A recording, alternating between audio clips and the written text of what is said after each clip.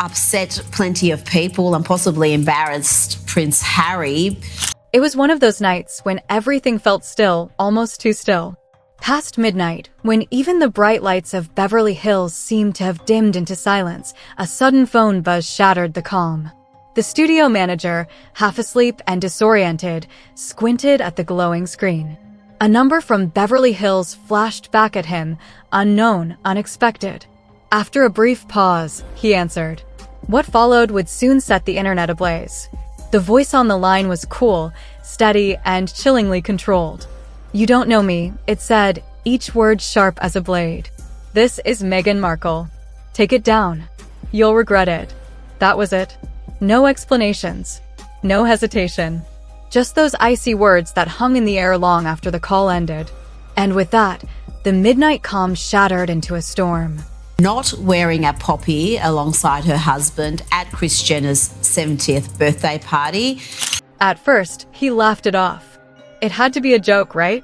I mean, Meghan Markle calling in the dead of night? But as the name sank in, that laugh faded fast. The silence that followed felt heavy, almost electric, the kind that buzzes in the air right before something explodes. He checked the call log again. 12:07 a.m. An incoming call traced back to a Montecito assistance number. That tiny, chilling detail would later become the smoking gun everyone talked about. But the story didn't stop there. Within minutes, a fan account somehow got its hands on the voicemail and blasted it across TikTok. In an instant, the internet caught fire. That eerie midnight message became the sound everyone was talking about. YouTube reactors replayed it on loop, late-night hosts squeezed it into their monologues, and Instagram was flooded with memes, edits, and captions, all circling the same moment, Meghan Markle's midnight call. What began as a quiet, whispered warning in the dark had turned into a full-blown public inferno by sunrise. Of Harry's deep and personal connection to Remembrance Day. By morning, the studio was a storm of confusion and disbelief. Phones buzzed nonstop, Slack threads exploded with alerts, and anxiety spread like wildfire. A producer messaged, "We can't pull the episode without official clearance." Legal teams were already in full panic mode, trading rapid-fire messages across time zones. London, New York, Stockholm. Everyone was awake, alarmed, and scrambling for answers. The words legal risk flashed again and again, like a warning siren no one could silence.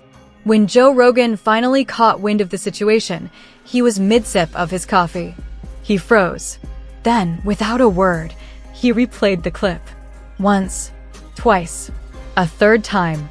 With every repeat, his expression shifted, first disbelief, then irritation, then something sharper. "She's threatening my show," he said finally, his tone low but steady. For Rogan, that wasn't just an observation, it was a challenge.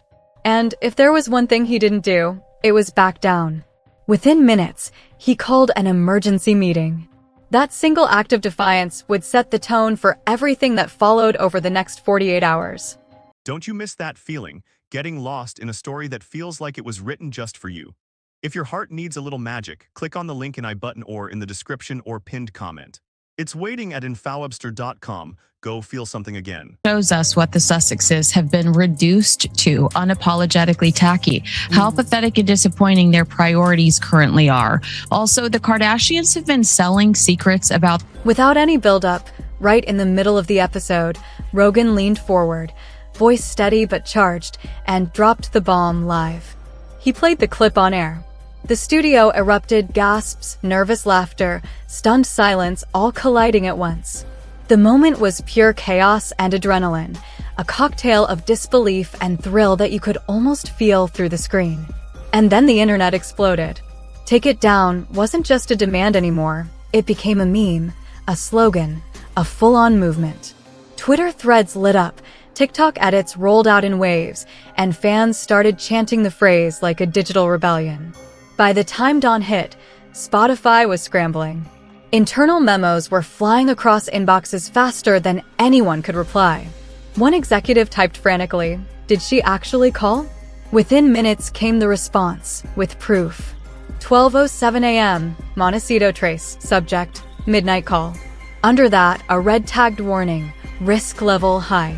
The legal team scribbled furiously under the words defamation exposure as panic set in across departments. And yet, that chaos? That was just the opening act. The real story was only beginning to unfold. Years. If you look at TMZ today, it's Kris Jenner's birthday, Kylie Jenner's cat, and Kim Kardashian's failed bar exam. That family has the media on speed dial. It was one of those nights when silence feels almost alive, the kind that hums softly through the air and makes every sound sharper than it should be. Past midnight in Beverly Hills, where even the streetlights seemed to whisper, a sudden vibration shattered the stillness. A phone buzzed on a cluttered studio desk, the screen glowing against the dark. The studio manager stirred, groggy and half asleep, blinking at the unknown Beverly Hills number flashing back at him. For a few seconds, he hesitated, wrong number maybe? But something in his gut told him to answer. The moment he picked up, the voice on the other end was like a blade, calm, clipped, and icy. "You don't know me," she said, every syllable deliberate. "This is Meghan Markle. Take it down. You'll regret it." That was it. No explanations, no emotion. Just a warning dropped like a cold stone in the middle of the night. Then silence. At first, he thought it had to be some late-night prank. Who wouldn't? The Duchess of Sussex calling a studio manager after midnight, it sounded absurd. But as the seconds ticked by, that disbelief turned into something heavier. The name, the tone, the precision, it didn't feel like a joke. He checked the call log. 12:07 a.m. The number was real, and worse, it traced back to a Montecito assistant. That little detail would later explode online, becoming the proof everyone dissected frame by frame. But things spiraled fast. Within an hour, a fan account somehow got hold of the voicemail and uploaded it straight to TikTok. That eerie audio clip, a voice barely above a whisper, spread like wildfire. In minutes, hashtags erupted. YouTube reactors looped it, late-night hosts slipped it into their opening monologues, and Instagram was flooded with remixes, memes, and captions like, "Take it down, challenge accepted." What began as a quiet phone call in the dark had become a full-blown internet event by dawn. By the time morning light hit Los Angeles, the studio was a war zone of panic and confusion. Texts flew in every direction. "We can't pull content without clearance," one producer messaged in a thread already overflowing with chaos. Slack channels lit up like sirens. Legal teams were pinging each other across time zones, London, New York, Stockholm, all wide awake, all panicking. The phrase legal risk popped up in thread after thread, a digital warning flare no one could ignore. When Joe Rogan saw the messages, he froze mid-sip of his coffee. He clicked the voicemail once, then again. And again. His face hardened each time, shifting from disbelief to irritation. "She's threatening my show," he said finally, more to himself than to anyone else. And for Rogan, that wasn't bravado, it was instinct. The kind that kicks in when someone tells him what he can't do. Within minutes, he called an emergency meeting. His decision, that refusal to bend, would define the next 48 hours. The next episode was live. No teasers, no announcements. Just Rogan, the mic, and that familiar edge in his tone.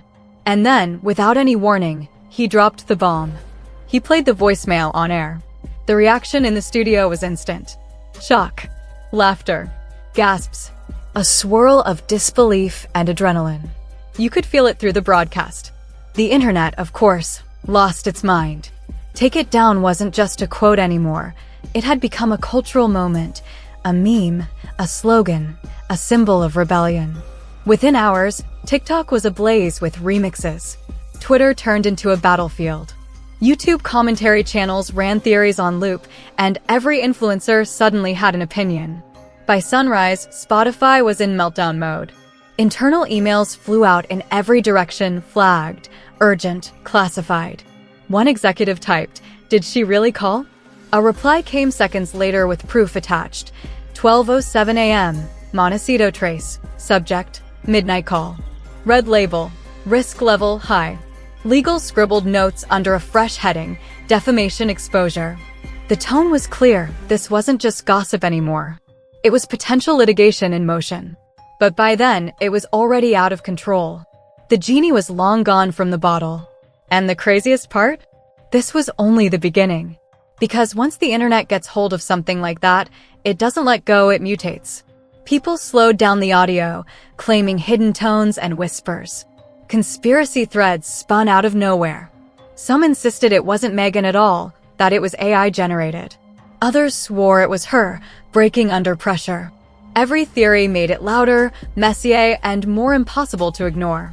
Meanwhile, inside Spotify's top floors, the mood was grim. Executives were split between damage control and disbelief. Half wanted to bury the clip and issue a quiet statement.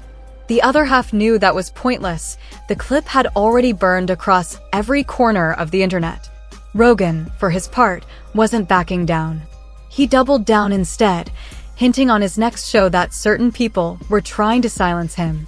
His listeners ate it up. By evening, #MidnightCall was trending worldwide. News outlets jumped in. Talk shows dissected every second of that voicemail. Analysts debated legal angles, voice experts were hired on TV to analyze waveforms, and social media was a non-stop scroll of outrage, humor, and speculation. Every frame of that 5-second clip became content. Behind the scenes, though, things were getting darker. Calls from publicists, quiet warnings from insiders, subtle pressure from sponsors, all whispering the same message: make it disappear. But Rogan didn't flinch. Instead, he went back on air, addressing it head-on. He said the show had always been about truth, freedom, and standing your ground. And if someone was trying to shut him up, that only meant he was touching a nerve. The audience went wild. His subscribers shot up overnight.